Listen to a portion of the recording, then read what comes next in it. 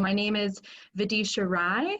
I am the San Jose Director for the Factory Farming Awareness Coalition, or FFAC.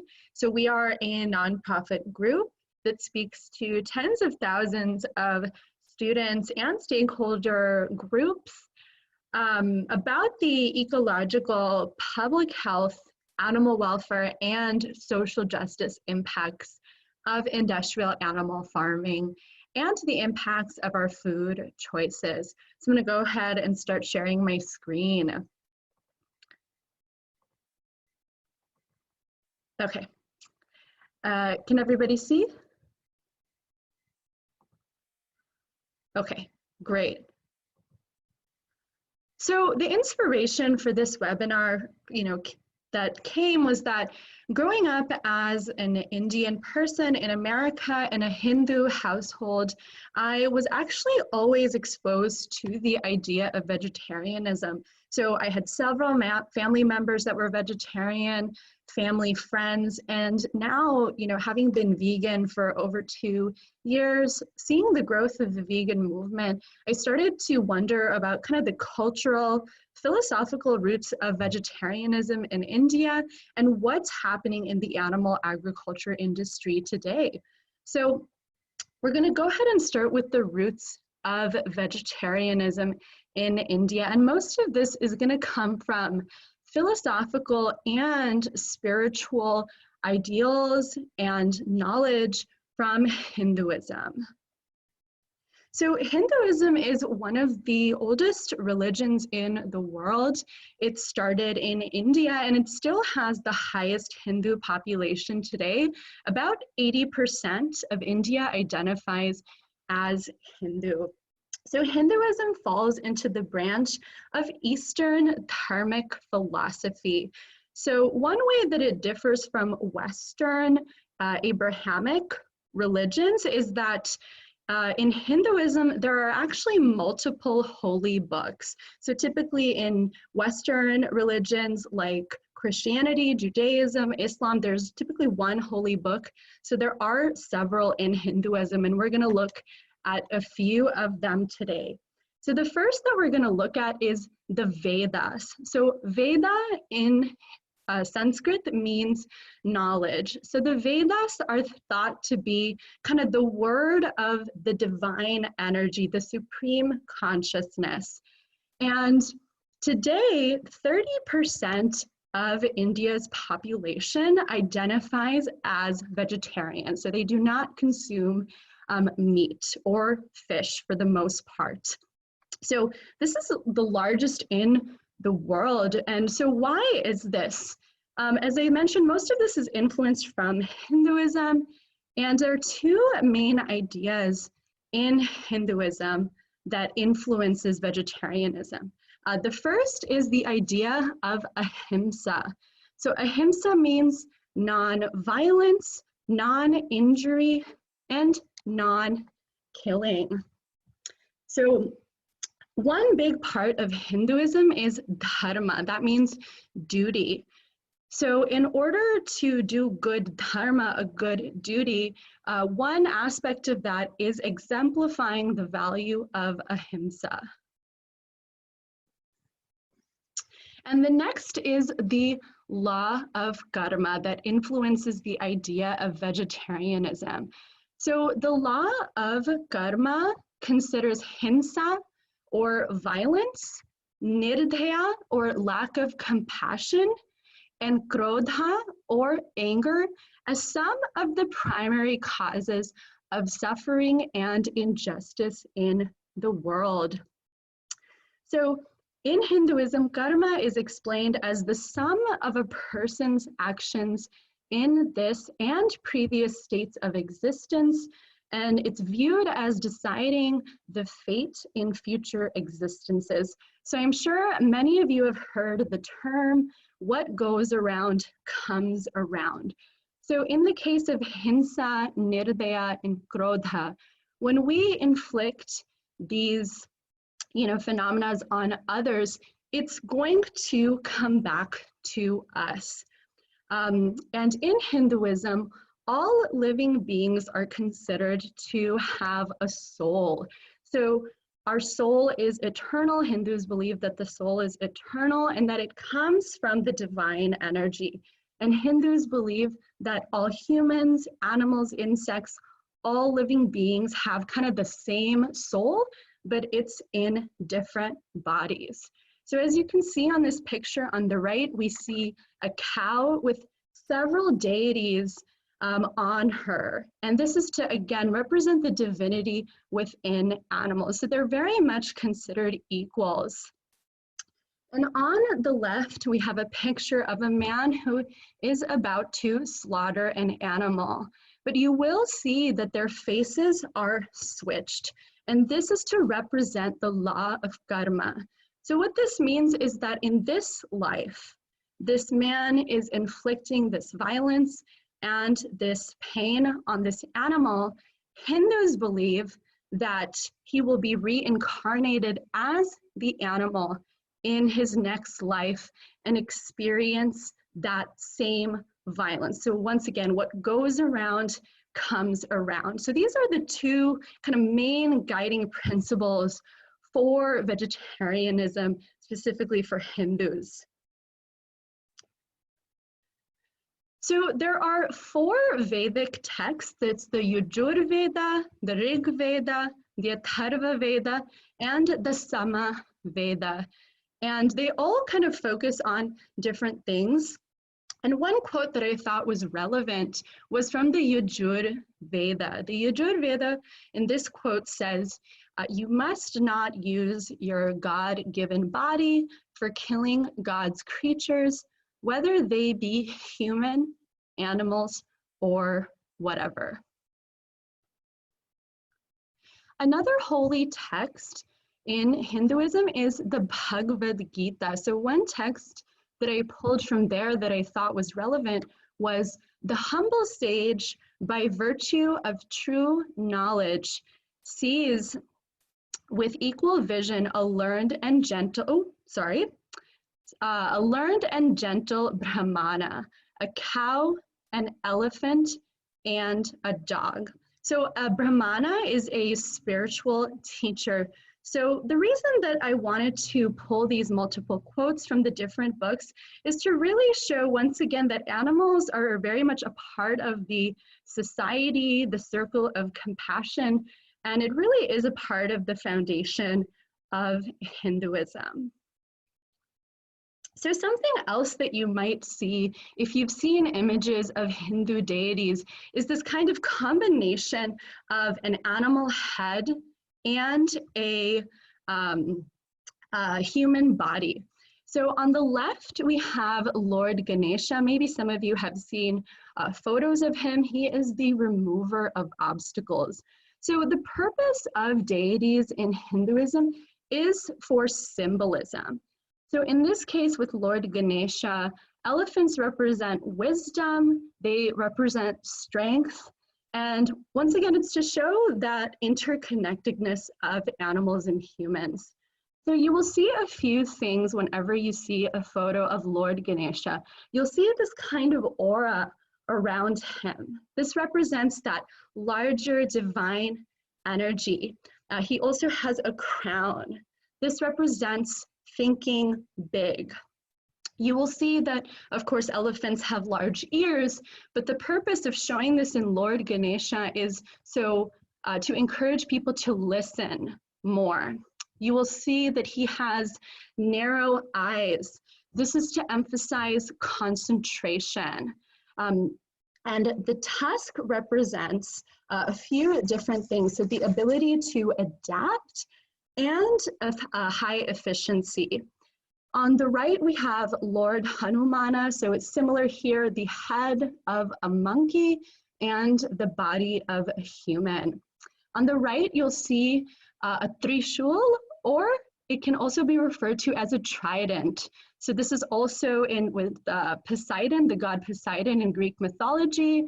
This represents a few different things: past, present, future, creation, destruction, and maintenance.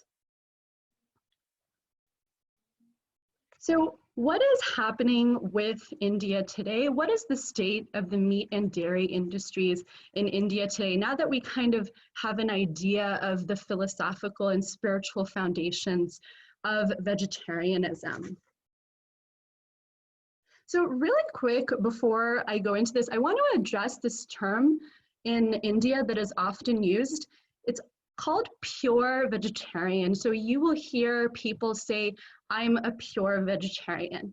And actually what that means is a person that does not consume meat, fish, or eggs. So eggs are actually not considered vegetarian in the traditional sense in India. You actually won't really see a lot of egg-based dishes or eggs in Indian cooking. However, India does have a growing demand both for poultry meat and for eggs. So the USDA actually does annual reports on India's agriculture industry, and they have found that since the 1990s, the poultry meat sector has been the fastest growing sector of animal product production and consumption in India. So this is a graph of the consumption of poultry meat in India from 2013 to 2019. And you can see that it's grown pretty exponentially just in those 6 years. So according to Poultry India, which is the largest poultry organization, poultry meat and product organization in India, that both the broiler and the egg industries are worth $12.96 billion in India today. Egg production has increased from 30 billion in 2000 to 65 billion in 2014. So India now ranks as actually the 4th fastest growing major world poultry market.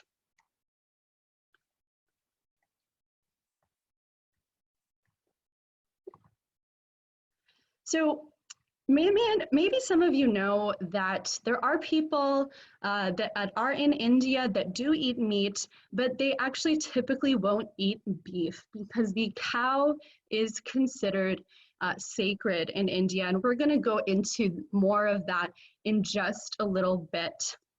So beef is a pretty divisive topic in India, both culturally and politically.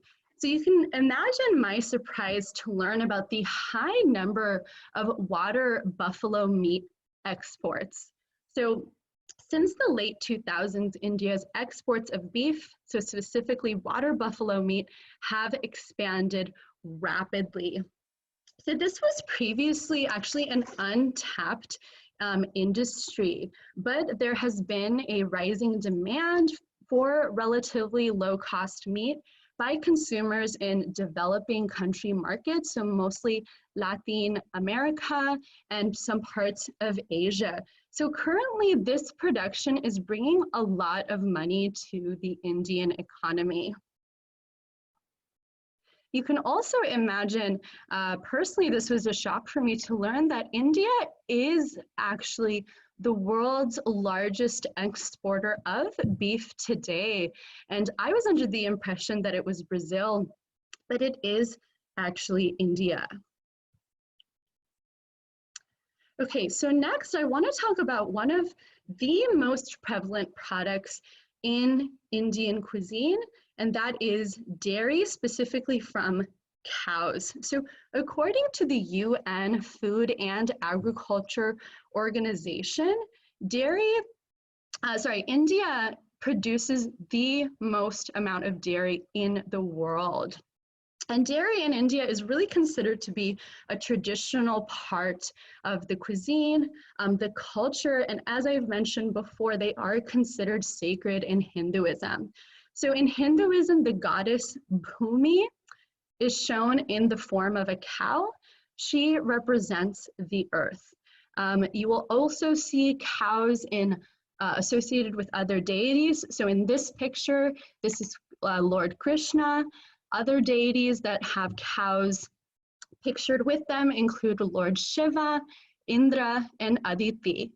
So cows actually represent divine motherhood, and therefore in Hinduism, they advocate for the protection and the veneration of the cow.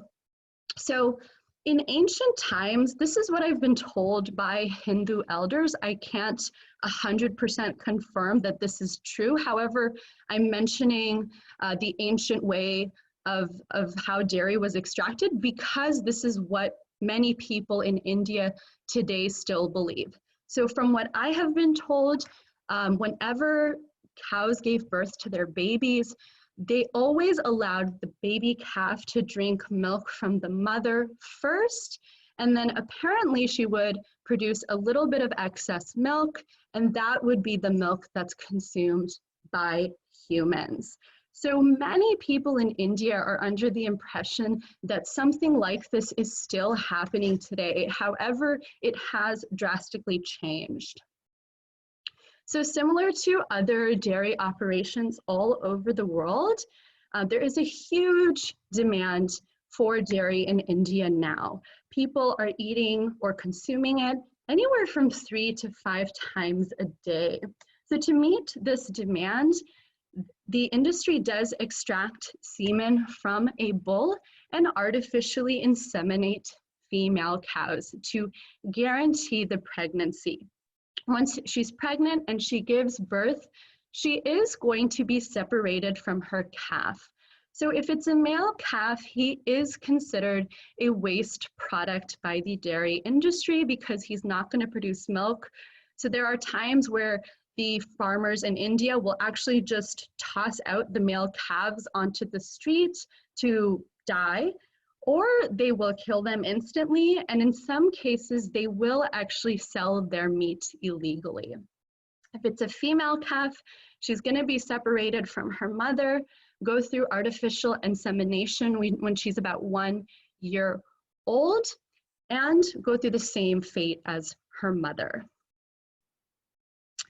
So it should be noted that in India, because there's such a high population density, space is limited. So the dairy industry in India doesn't operate on that same factory farm scale like we have in other parts of the world, especially in the US. We have these huge operations. So typically the dairy operations in India are smaller, and they actually typically are not using machines. In the United States, you will see the industry use machines to extract milk from the mothers.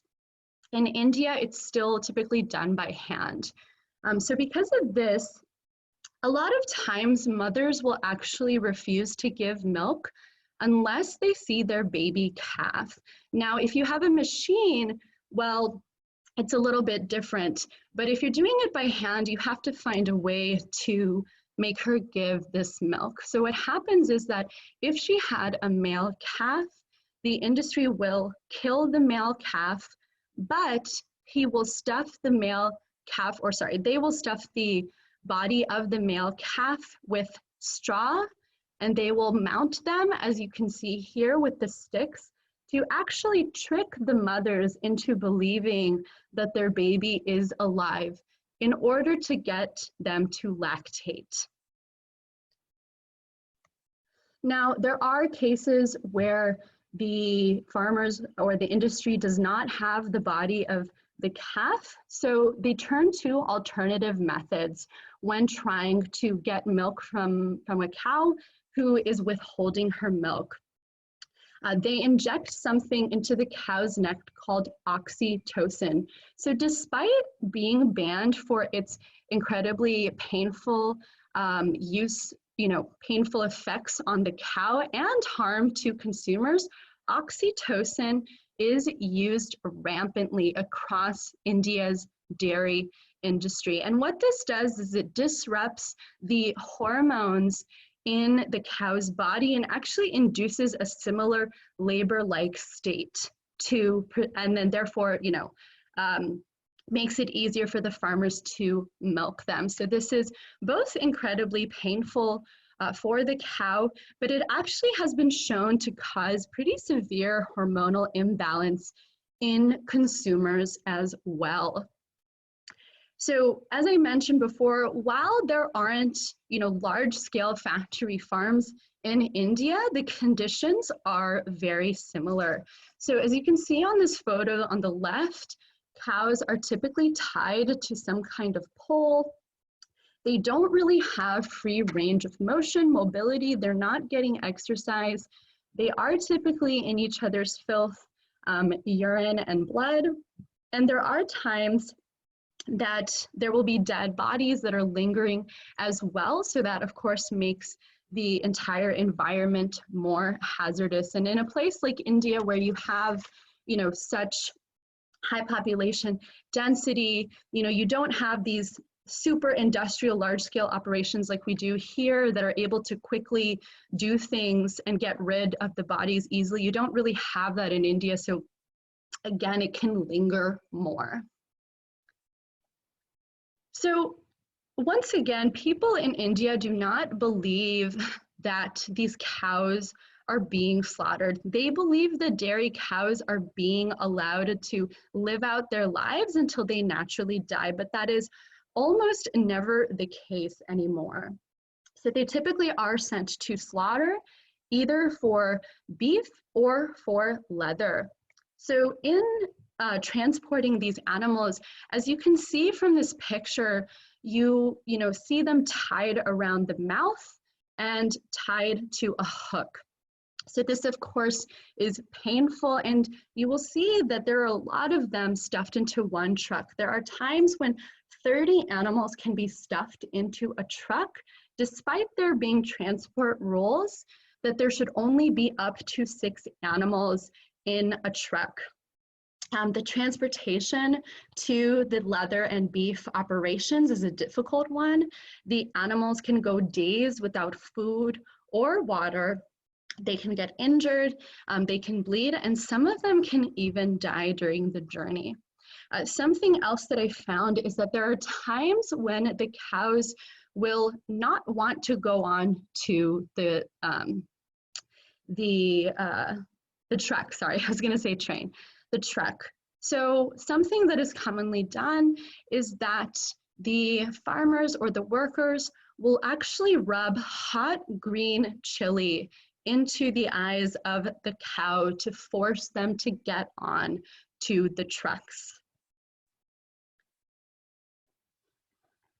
Okay, so similar to what I said before, many Indians do not believe that by consuming dairy, you're contributing to the meat industry, in this case, the beef industry. So there are many states in India where it is illegal to slaughter dairy cows. However, this is not really enforced. There is very little regulation.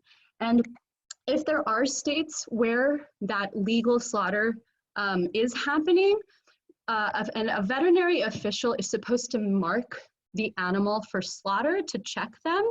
But now, again, lack of regulation, the farmers usually just mark the animals for slaughter themselves.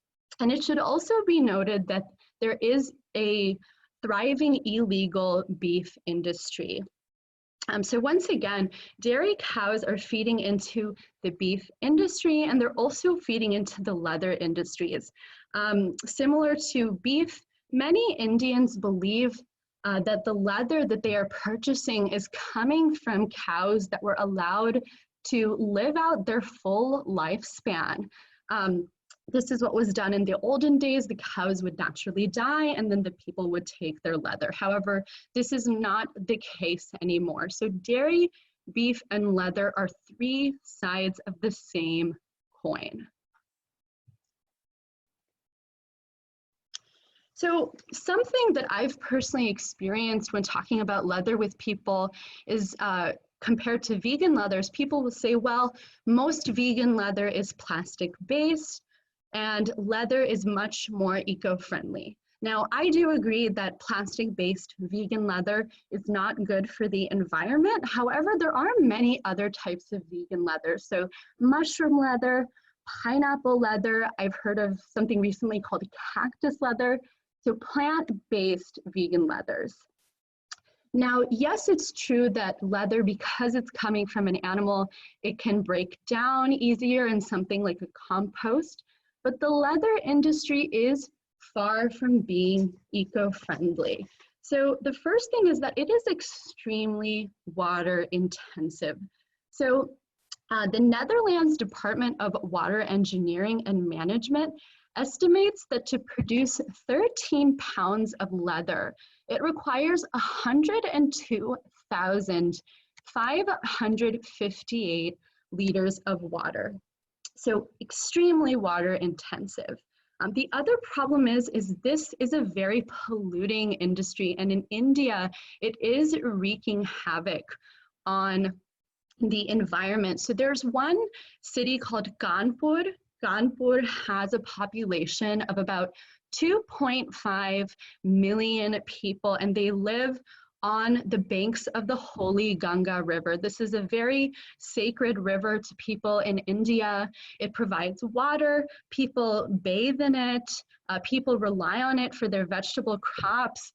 But in Kanpur, there are over 300 tanneries, so leather operations.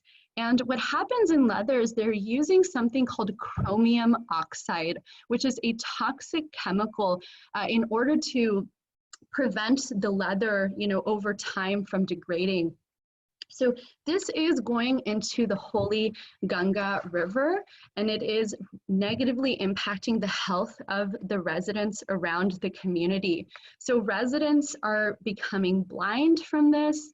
They are having severe gastrointestinal issues. Children are being born with severe physical and mental disabilities. And as you can see on the right, this is actually a tannery worker. And as you can see, she has some of this discoloration, and this is from all of the chemicals that are used in that dyeing process in leather. So this is affecting both the workers and the residents. And in a study in 2008, I believe, the Indian Institute of Toxicology found that tannery workers had double the risk of morbidity when compared to control groups. So from an environmental point of view, public health point of view, the leather industry is definitely wreaking havoc. So I want to use this opportunity to talk a little bit about climate change, and the UN has talked about the fact that 14.5% of man-made emissions are coming from the livestock sector. And of course, we know that climate change is going to have negative impacts for all of us. And in India, where they are producing the most dairy, they're exporting the most beef, it is critical that they begin to transition to plant-based alternatives. One unique issue that India is facing in particular, of course, with a population of over 1 billion people, is that the government is actually predicting that India can run out of water by 2025. And I wanted to show this graph because, once again, cow's milk is also extremely water intensive. So the other thing is, of course, it uses a lot of land. And in India, again, you have so many people that are living in slum-like conditions. There can be 10 to 20 people sleeping in one room. You have so many people that are just in these really crowded cities, yet you're dedicating all of this land to beef and dairy and leather.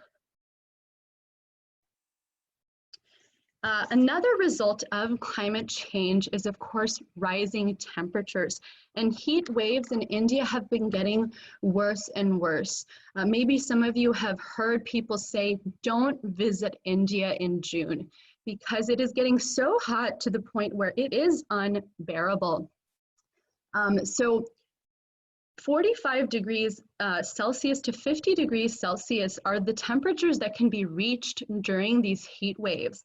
That's about 113 degrees Fahrenheit to 120 degrees Fahrenheit. So people are dying from these heat waves by the thousands. And India also reported that 18 of the 19 hottest years ever in India happened in the last 20 years. And something else that should be noted is that if this gets worse, this is going to affect the most vulnerable people first. As I mentioned, there's a lot of people in India that are homeless. There are a lot of people that live in slum-like areas where they're very exposed. So it is going to affect them first. And the last thing I want to talk about is personal health. So the South Asian Heart Center, which is in California, has stated that they've created a program to address the twin epidemics of heart disease and diabetes in people who trace their ancestry to the countries in the Indian subcontinent. South Asians have a higher incidence, more severe presentation, and earlier onset of disease compared to the general population, despite being mostly vegetarian, non-smoking, and non-obese. So of course, I don't want to say that it's just going to be one thing that fixes this issue, but because South Asians, especially those from the Indian subcontinent, do consume dairy very regularly, multiple times a day, this is another reason why cutting dairy out is going to be very important. And to conclude, my case for a vegan India is that I believe that if people are trying to truly live out that idea of ahimsa, cutting out dairy is crucial because the dairy industry in India is going against all of those values of ahimsa.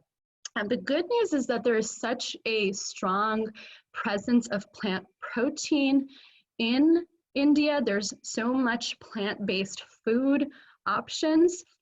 So luckily, there's a lot to work with. And to protect India, to preserve India, its ecology and its people, we must advocate for a transition to a vegan India. So thank you all so much for bearing with me. I know that was a ton of information. So if you want more information about who we are, you can go to our website. You can check out some of our citations. We will be sending the resources that I used in this webinar to you. And you can follow us on social media, Twitter, Instagram, or Facebook. So yes, thank you so much. Awesome. Thank you, Vidisha. All right. If anybody has any questions, please share them over there in the chat and we can go through and get to as many as we can. And I can, I'll read them out to Vidisha to make it easier, unless. Yeah, that would be great. Great. So the first one, are there any organizations like FFAC that you partner with in India?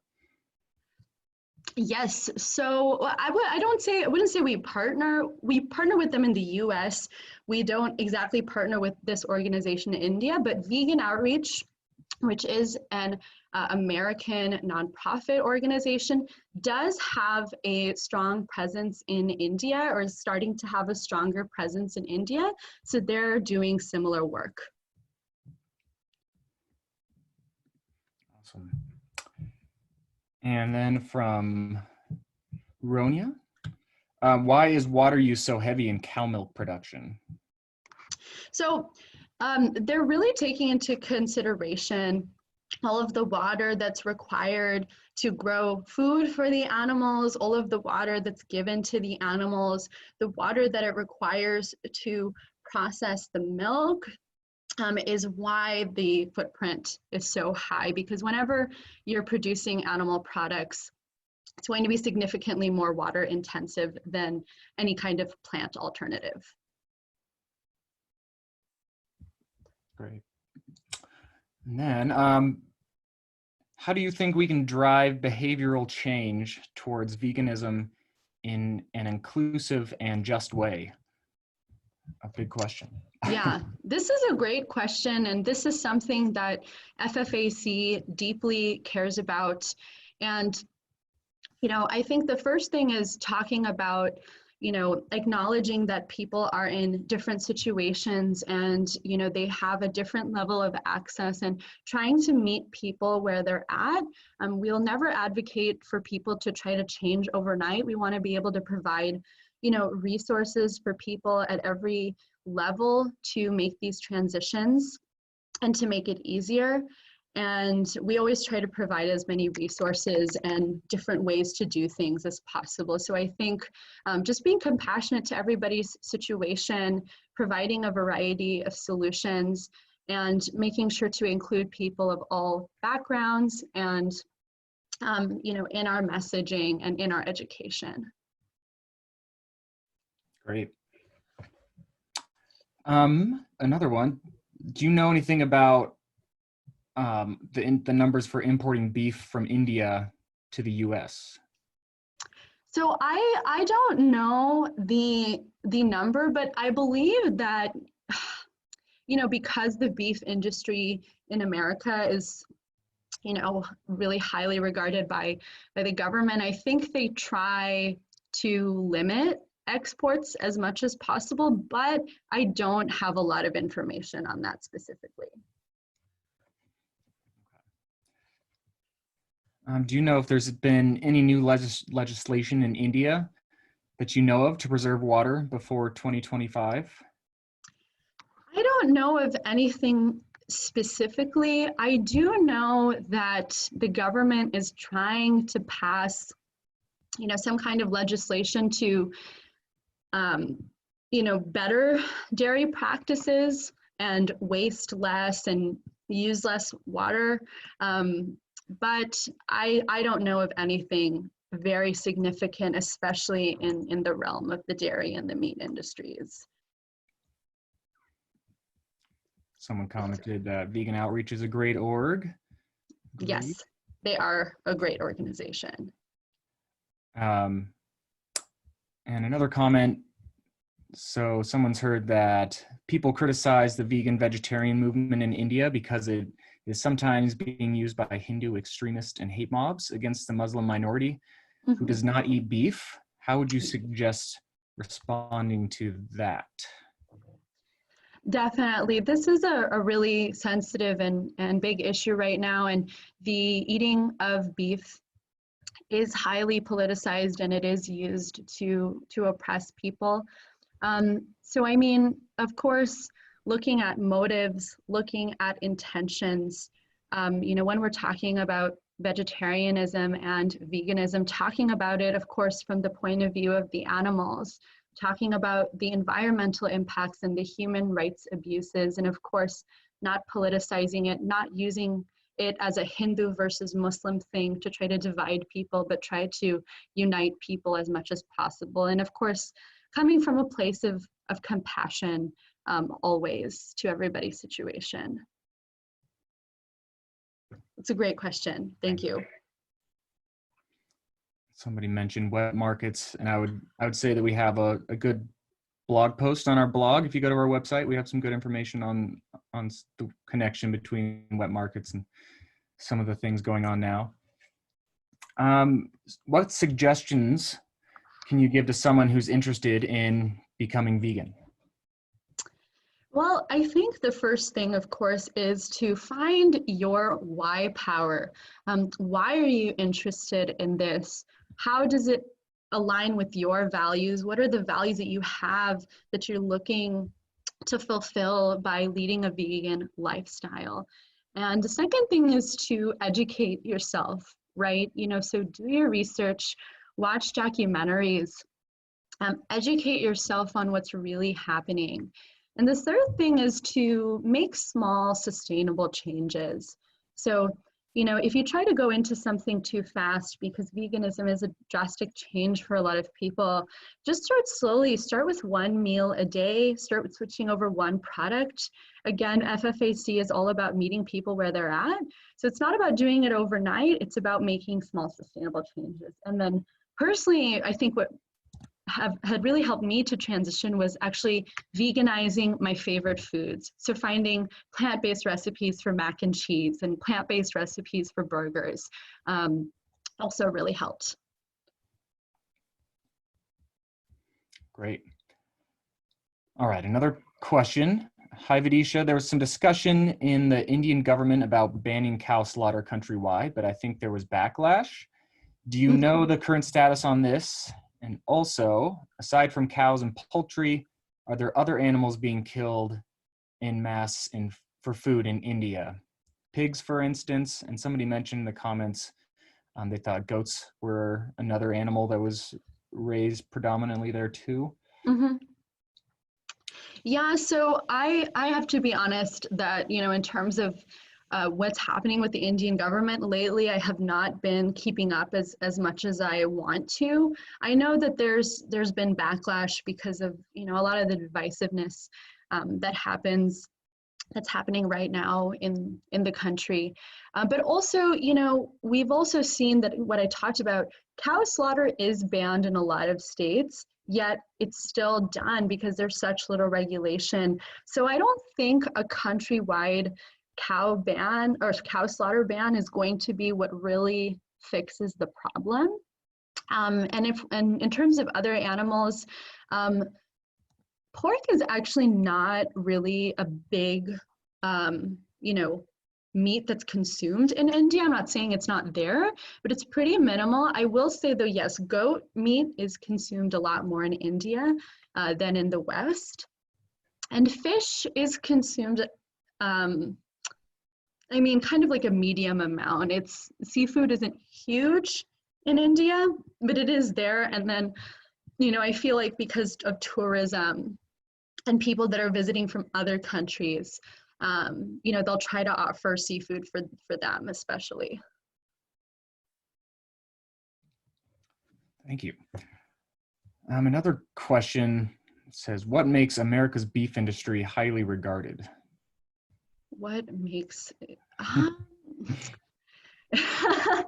this is a good question. I think it has a lot to do with advertising, honestly. Advertising this idea of American beef, and I guess they maybe try to say that they have more regulations and, you know, higher quality. But honestly, I couldn't tell you the exact reason because I'm not so sure myself. I agree. I think it does come down to marketing quite a bit. All right, another comment. What resources from India can I point someone to inform them that dairy cows are not living out their natural lives, but getting slaughtered for beef and leather?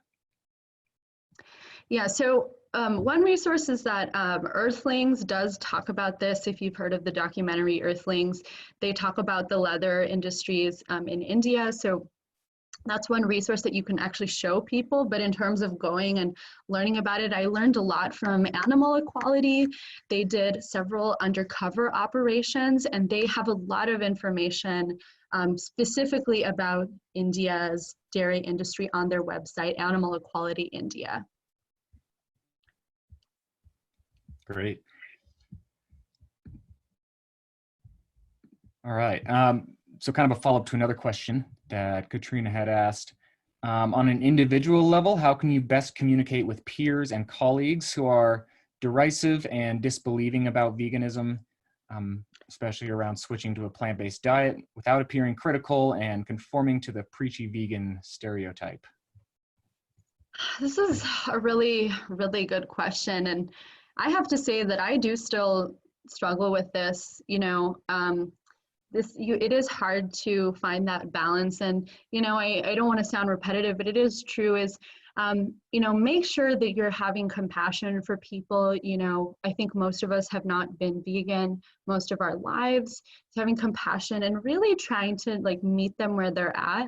And also, you know, if you know this person well, what do you think would appeal to them the most? So I have friends that have gone vegan, and I know one of my friends is big on social justice, and when I started talking to her just about what's happening with social justice and the impacts of industrial animal farming, she was shocked, and that really motivated her to go vegan. So try to meet them where they're at, provide information that you think they'll respond to and that they care about, and just try to stay, stick to the facts and talk about personal experience, right? Be like, you know what? Hey, I found all this out and I didn't agree with this, so this is what I did. And not trying to attack them, of course. But at the same time, there are times when you're not going to be able to change people's minds, and you also have to accept that as well. Great. All right, people have some great comments and suggestions too in the comments. So. Oh, good, good. Yes, please. Resources. All right, if there's any other questions, please feel free to share them. Otherwise, is there anything else that you want to wrap up with, Vidisha? Or is that pretty much it? Oh, so I know, I just want to quickly show, we will be sharing a recipe in the follow-up email. So this is going to be a chutney. So I just want to show the finished product right here, just to give you an idea of what you'll be getting. So this is a peanut-based chutney. So I know that, of course, a lot of people have allergies to peanuts. So you could definitely use almonds, you could use walnuts, and if you're nut free, you can use sesame seeds instead of peanuts. So this is less than 10 ingredients, and we'll be sending that video out. I filmed it with my mom. My mom is, she's the master of Indian cooking for sure. So I wanted her in that video. So we'll be sharing that plus all of the measurements and the ingredients and all of that shortly. And we'll be sharing the resources that I used so you can learn more. And just thanks so much again for coming and taking the time to be here. Awesome. Thanks so much, Vidisha. And thank you, everybody. And yes, we will be sharing this presentation with everybody that registered. So you'll get an email with the link to watch this recorded presentation if you want to revisit it or share it. Otherwise, thank you all so much and have a great rest of your evening.